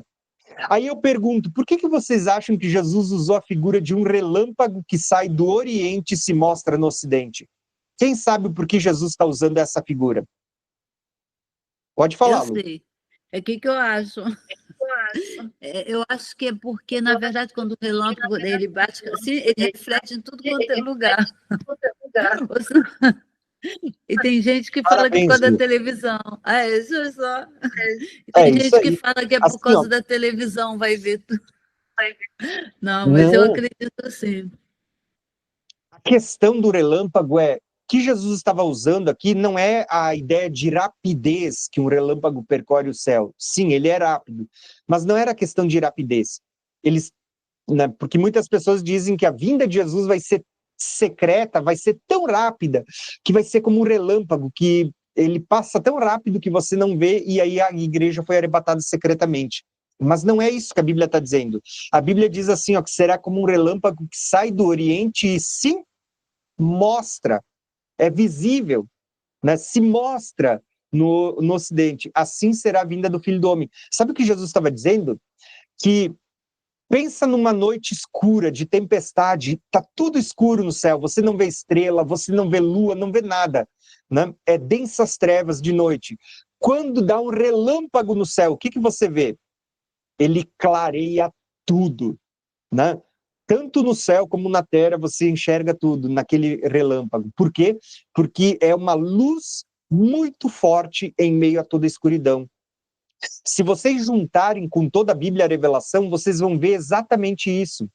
Que na vinda de Jesus, ele vai falar um pouco mais para baixo isso, a gente vai ver no próximo slide. O que vai acontecer com o Sol? Vai dar só luz. Ele vai escurecer, né? O que vai acontecer com a Lua? Ela vai virar sangue. O que vai acontecer com as estrelas? Elas vão cair. E com o céu? Também. Os poderes dos céus vão cair sobre a terra. Estão sendo abalados. Você percebe que Essa- a Bíblia vai falar sobre um terço do sol escurecendo quando toca uma trombeta. No sexto selo, você vê todo o sol escurecendo como tecido de crina negra, a lua ficando vermelha como sangue, as estrelas caindo do céu como figos verdes quando uma figueira é chacoalhada, né? O que a Bíblia está mostrando? que por ocasião da vinda de Cristo e das dores de parto, dessas contrações, a natureza vai estar sendo abalada. Toda a natureza, céus e terra estarão sendo abalados. Inclusive, toda a criação vai ser abalada. E o sol vai escurecer. Se o sol escurece e a lua reflete a luz do sol, a lua também não terá luz. As estrelas estão caindo, você vê que o céu vai ficar escuro. E é nesse momento que a Bíblia diz assim, que Jesus virá com poder e grande glória. A palavra glória fala de um resplendor, de um brilho, né? Ele virá na glória do seu Pai. A Bíblia diz que Deus é luz. Aquele céu é como... Eu vou contar para vocês.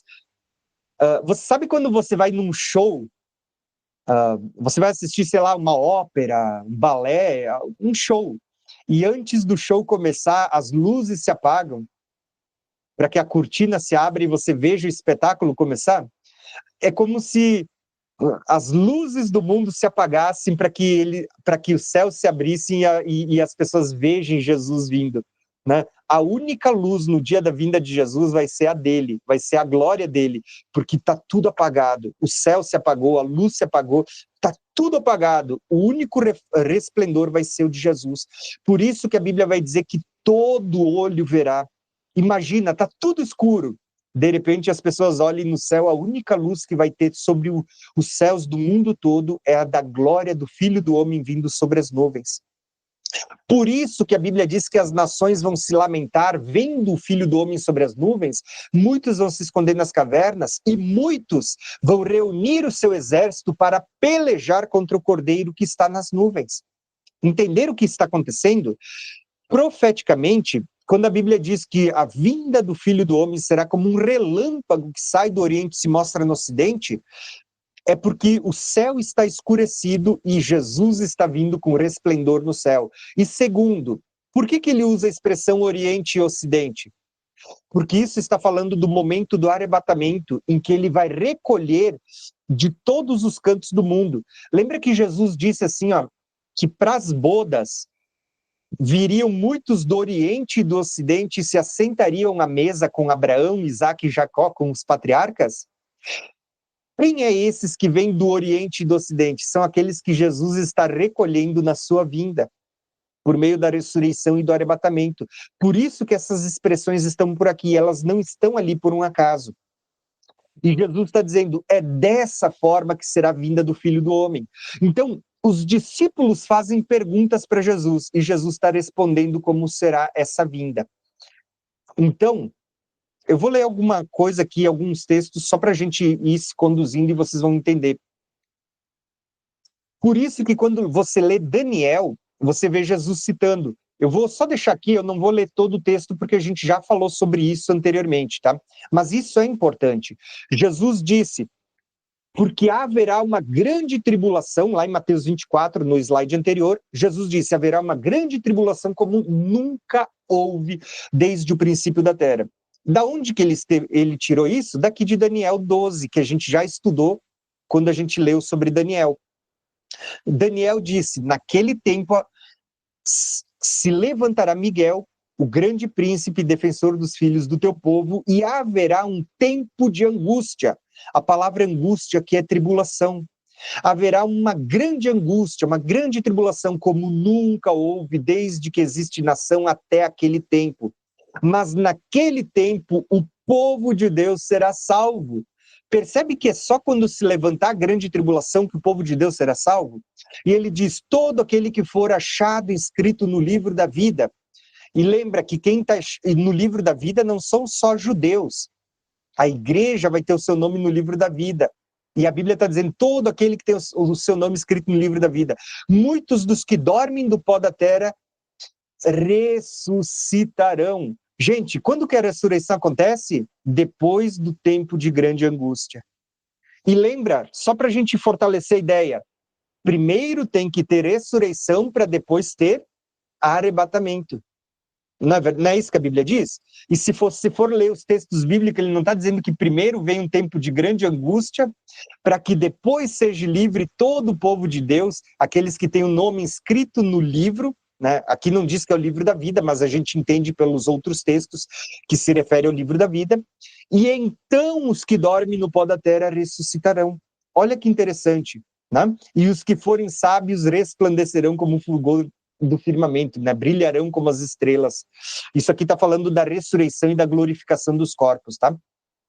Mas você percebe, Jesus está citando o profeta Daniel para mostrar que vai haver a última semana de Daniel, vai haver o sacrilégio terrível e vai haver a grande tribulação. E só depois disso é que há uma ressurreição e um arrebatamento, né? Então, o que a gente entende nessa segunda parte de Mateus 24? Na primeira parte, Mateus ele diz que tudo aquilo que eles viram nesse período e que sempre esteve presente se intensificaria como princípio das dores nesse período da última semana, né?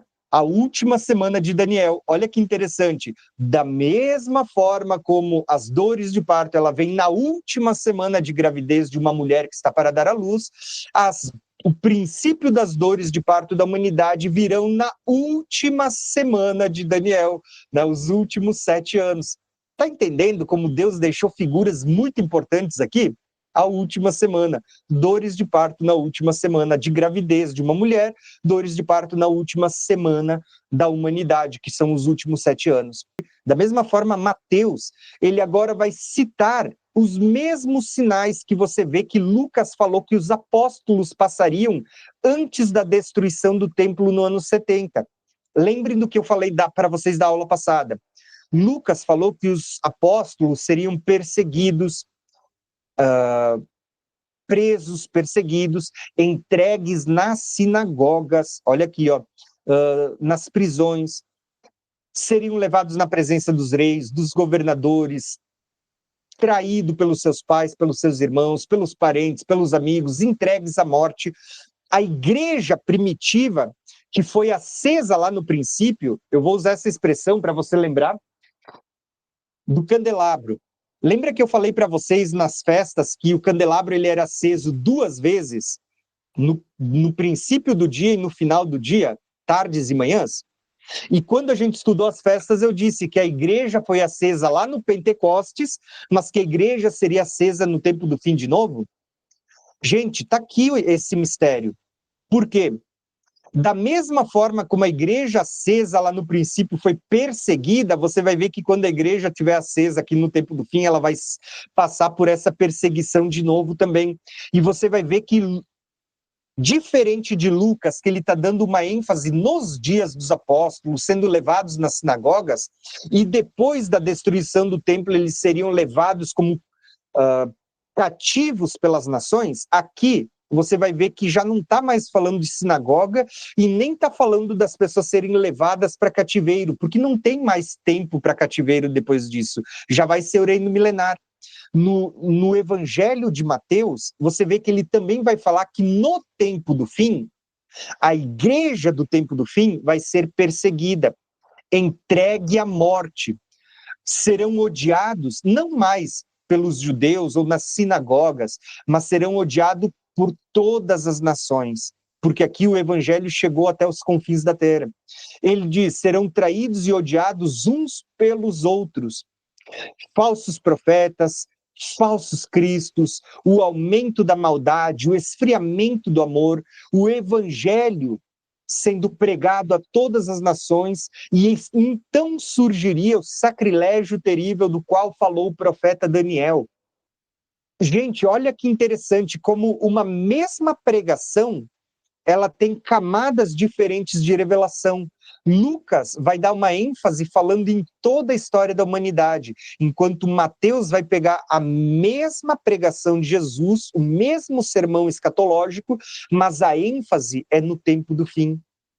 E olha só que interessante, se você entender isso, você vai ver que isso descreve a grande tribulação, que é o que ele está falando. Haverá uma grande tribulação naquele tempo, né, como nunca houve e nunca mais haverá.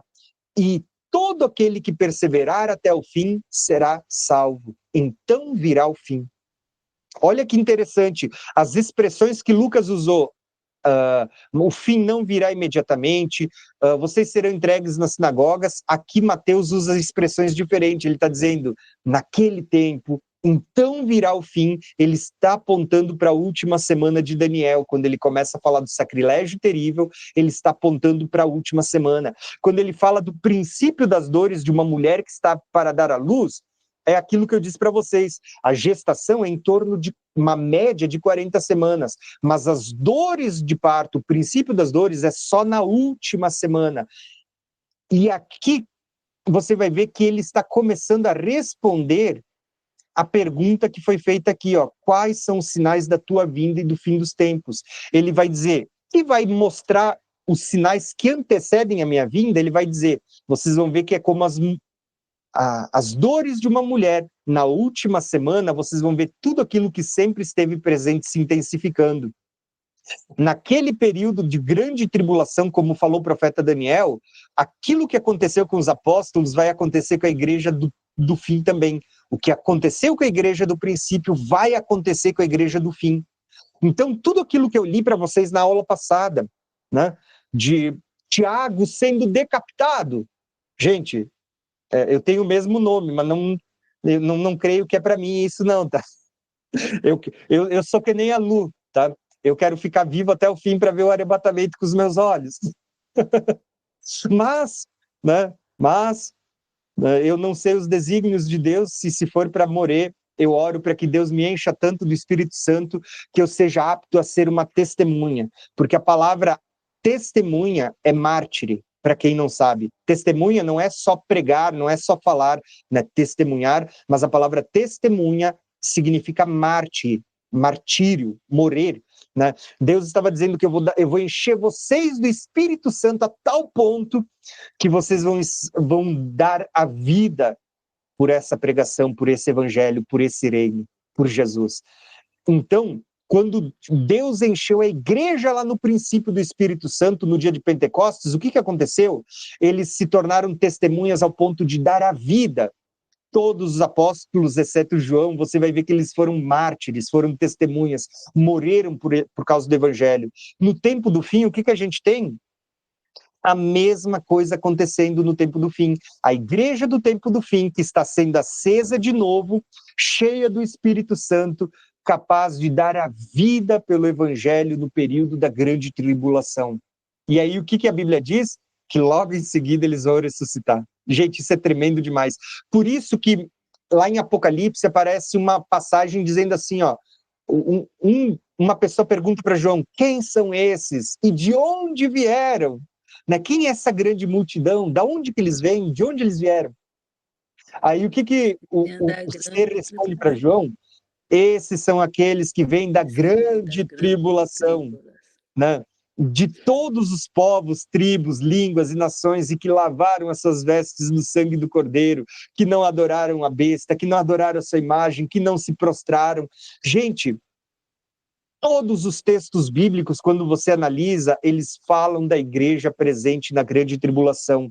E uma igreja, lembrem, vai ser formada tanto por judeus como por gentios que creem em Cristo. Essa é a igreja de Jesus, formada por judeus e gentios que creem em Cristo, testemunhando no tempo do fim, tanto em Israel, na Judéia, em Jerusalém, naquela região, onde as pessoas vão fugir para os montes, por isso que ele fala sobre a guarda do sábado, como também espalhados pelo mundo, tá? Então vai haver uma grande tribulação e vai haver tudo aquilo que houve com a igreja no princípio vai voltar a se repetir com a igreja do tempo do fim.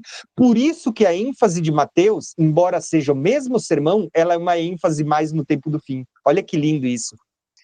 Então, olha só o que vai ser dito aqui, gente. Ó. Se vocês entenderam tudo isso que está sendo descrito, é só então que Jesus vai responder a pergunta dos discípulos. Jesus, quando essas coisas vão acontecer? E qual é o sinal da tua vinda e do fim dos tempos? Agora, Jesus vai falar sobre o sinal da vinda. Olha o que ele vai dizer. Jesus falou que vai haver uma grande tribulação, como nunca houve, nunca mais haverá. Vai haver esse sacrilégio terrível, do qual foi falado no profeta Daniel. A gente já estudou sobre isso. E ele vai dizer, então, imediatamente após a tribulação daqueles dias, ou seja, após a grande tribulação, o que ele diz que vai acontecer? O sol escurecerá, a lua não dará luz, as estrelas cairão do céu e os poderes do céu serão abalados. Então, vocês vão ver no céu, qual que é a palavra que está aqui, gente? Ó, então você vai ver aparecer no céu o quê? Filho do homem com O grande sinal. glória. Exato, a palavra sinal, olha aqui, ó, o sinal do Filho do Homem. Né? A pergunta dos discípulos não foi esta: qual é o sinal da tua vinda? E ele está dizendo, depois da grande tribulação, está aqui o sinal. Vocês vão ver o sol escurecer, a lua não dar a claridade, os poderes do céu sendo abalados. Ele diz, então aparecerá no céu o sinal do Filho do Homem. As nações da terra se lamentarão e verão o Filho do Homem vindo nas nuvens do céu com poder e grande glória. Lembra por que eu expliquei para vocês que a vinda de Cristo é como um relâmpago no céu, que se mostra porque o sol escureceu, a lua não deu claridade, o céu está todo abalado. Então, a única coisa resplandecendo no céu é Jesus. Por isso a Bíblia diz assim, ó, que vocês vão ver, olha a vinda visível, vocês verão o Filho do Homem vindo nas nuvens do céu com poder e grande glória. A palavra glória é resplendor, é o fulgor, é o brilho de Deus, né? Então ele vai dizer assim, ó, vocês verão Jesus no céu com poder e grande glória. E só então ele enviará os anjos com grande som de trombeta para reunir os seus eleitos dos quatro ventos de uma outra extremidade do céu. Aí eu pergunto para vocês, o arrebatamento, ele vai acontecer ao som do quê, irmãos? Da sétima trombeta. Da sétima trombeta. Exato. Você vê em 1 Coríntios 15, é dito assim, ó, ao som da última trombeta, os mortos ressuscitam e os vivos são transformados. Você vê em 1 Tessalonicenses 4, dizendo assim, ó, quando a voz do arcanjo ressoar, a trombeta de Deus vai tocar, então os mortos ressuscitam primeiro, os vivos são arrebatados. Você vê isso na sétima trombeta, os reinos do mundo passaram a ser do nosso Senhor e do seu Cristo, na sétima trombeta. E o anjo toca a sétima trombeta, o que vai acontecer? Se cumpre o mistério de Deus anunciado aos profetas, e chega a hora de recompensar os santos, porque eles estão ressuscitando, estão sendo arrebatados. E aí você vai ver como tudo que Paulo falou em Tessalonicenses, em Corinto, que João teve na visão do Apocalipse, harmoniza com o sermão de Jesus sobre a sua vinda. Quando ele diz, gente, é só depois da grande tribulação que vocês vão ver a vinda do Filho do Homem e o som de trombetas para recolher os seus eleitos. Recolher os eleitos depois da grande tribulação é o que está lá em Daniel, né? Os mortos ressuscitarão depois da grande aflição. É o que está descrito em toda a Bíblia. Vocês percebem que não existe uma margem para um arrebatamento secreto?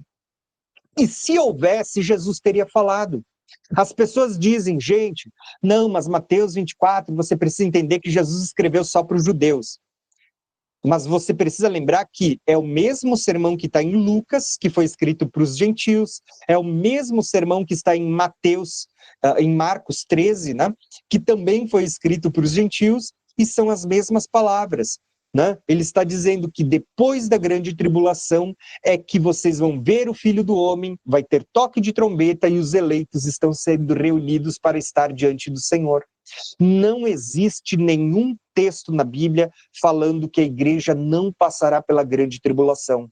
Não existe nenhum texto dividindo a ressurreição em várias etapas, dizendo que uma parte vai ressuscitar antes da grande tribulação. E não existe texto bíblico dizendo que a igreja ela vai ser arrebatada antes. Até Jesus diz, querem saber qual é o sinal da minha vinda? Ele diz, quando vocês verem o sol escurecer, a lua não dá claridade. Ele diz, lembrem, isso vai acontecer depois da grande tribulação. Quando estiver no final da grande tribulação e acontecer esses sinais, pode ter certeza, vocês vão ver o Filho do Homem vindo no meio dessa escuridão e resplandecendo como um relâmpago, de uma maneira que todo olho verá. E aí ele vai dar ordem ao som de trombetas para recolher esses eleitos. Então, você vê que isso é o que está acontecendo aqui, ó. E com isso você percebe que a gente finaliza tudo que eu queria mostrar para vocês em Lucas 21, na aula passada, e em Mateus 24. Jesus, quando ele fala sobre os sinais da vinda dele, do fim dos tempos, você percebe qual era a cronologia dos eventos? O que a igreja do princípio passou e que sempre esteve presente em todo o período da história, mas que não eram sinais do fim, falsos cristos, guerras, nação contra nação, terremotos, fomes e pestes, não eram sinais do fim. Por quê?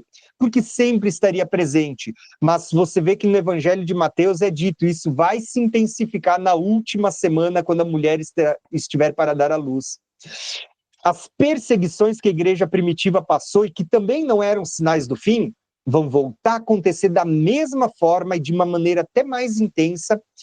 Por quê? Porque a igreja do fim vai passar por uma grande tribulação também, tá?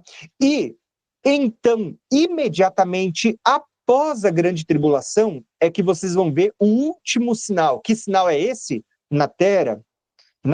Nas pessoas? Não, no céu. O sol escurecendo, a lua não dando claridade, os poderes do céu sendo abalados, e é só depois disto que as pessoas verão uma vinda visível, verão o Filho do Homem vindo sobre as nuvens com poder e grande glória. Entende?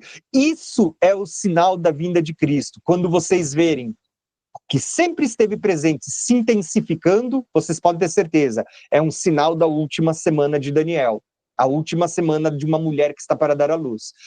Vocês vão ver que isso é vocês vão ver que vai introduzir a grande tribulação. E Jesus diz, somente depois da grande tribulação é que as pessoas verão o Filho do Homem vindo sobre as nuvens, e ele vai dar ordem aos anjos, até eu coloquei aqui, ó, anjos tocando trombetas para recolher os eleitos. Então, vem aquilo que a gente vai chamar de arrebatamento, né? Primeiro ressurreição e depois arrebatamento, tá? Então, o que eu quero mostrar para vocês com isso, tá? A gente finalizou a aula, né?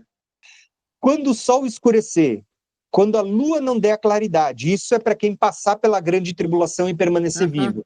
Quando o sol escurecer, a lua não der a claridade, o que Jesus mandou fazer? Ele fala para a gente olhar para o alto. Por quê? Porque a sua vinda está próxima. Exatamente. Olha só, Jesus disse isso, e essa é a palavra que eu vou deixar para vocês no final desse estudo. Jesus diz assim, ó, tenha cuidado para que os seus corações, no tempo do fim, os seus corações não fiquem carregados de libertinagem. Fala do pecado, de bebedeira, de ansiedades da vida. O que é a ansiedade da vida? A pessoa está trabalhando para entesourar para essa terra, né? Mas tudo vai ser queimado pelo fogo na vinda de Cristo.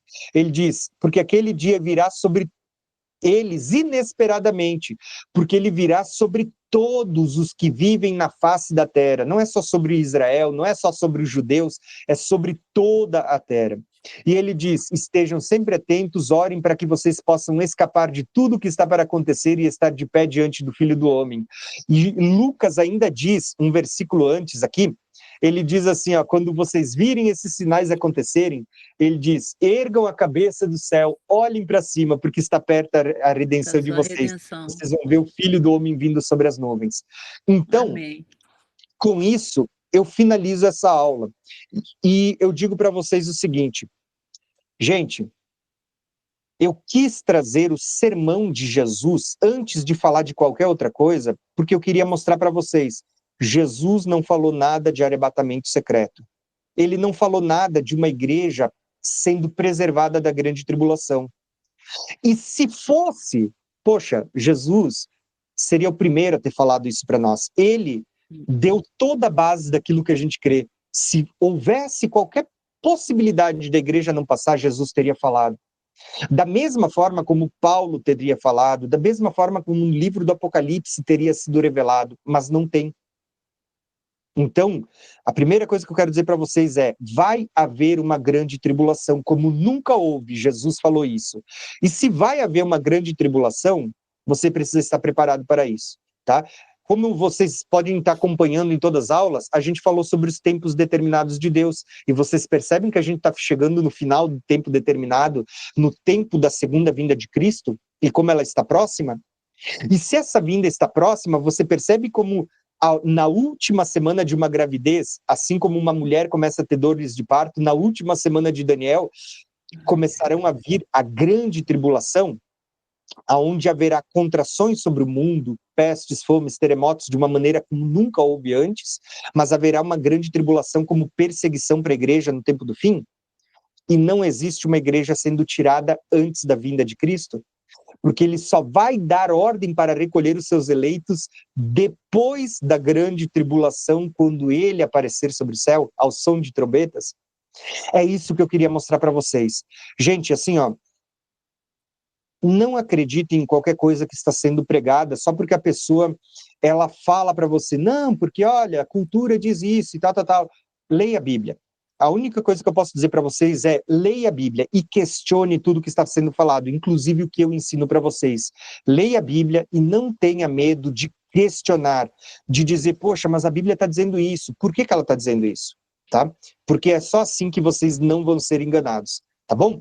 Gente, E a também, aula de hoje era isso. irmão Tiago, também está escrito também nos profetas que no final dos tempos a sabedoria ela ia aumentar. Deus lhe falou. Quer dizer que a sabedoria das pessoas, né? Ele abria a mente das pessoas claramente. Exato. Tchau. Está lá em Daniel Pastor também, né? A Tiago, ciência se é multiplicará. engraçado porque eu nunca escutei falar desse arrebatamento secreto, que seria secreto. Nem eu. Eu nunca escutei falar isso. É porque vocês se converteram agora. A gente que vem de muitos anos, 20 anos, era o que era pregado antigamente nas igrejas. Entendeu? Porque eu jamais escutei que seria secreto. Amém, porque você não entendeu. Pelo menos a gente não tem que desconstruir Assim, isso na tua cabeça. Tem 4 anos assim, que eu vou na igreja e eu sempre perguntei aos pastores também, eles nunca me falaram que seria secreto, não. E tem até, se tu olhar, Marcelo, tem até filmes que foram feitos na época. Se dizia, se ensinava que você podia até estar dormindo. Por exemplo, pastor, não teve um apagão agora na Espanha? Eu tenho uma amiga que é cristã, que foi ela que me levou para Jesus. E ela, quando deu o apagão, ela fez um jantar para a família, deu uma carta. Ela, o marido e o filho, dizendo assim, pode arrebatar, a gente vai dormir, e quando acordar ninguém vai achar a gente deixar uma carta que está voltando, entendeu? Assim, ó, quando a gente for entrar nesse estudo do arrebatamento, eu vou mostrar para vocês quando que se originou esse ensino do arrebatamento secreto, da onde que tem as suas origens e como isso veio se propagando. Eu vou contar para vocês, eu vou tirar uma aula, não vai ser nem para ler a Bíblia, vai ser para contar a história para vocês. Vai ser uma aula de história da igreja, tá? E vocês vão entender isso. Mas Obrigada, o que eu quero dizer para vocês é o dormir. seguinte. A Mila falou aqui, né, do filme. Existe uma série, se um dia tu quiser ver, Marcele, é um filme chamado Deixados para Trás. Acho que deve ser entre 3 a... teria que ter o 4º filme para finalizar a série, né? É justamente isso. Tem o cara lá no avião, tem até um filme com o Nicolas Cage também falando sobre isso, né?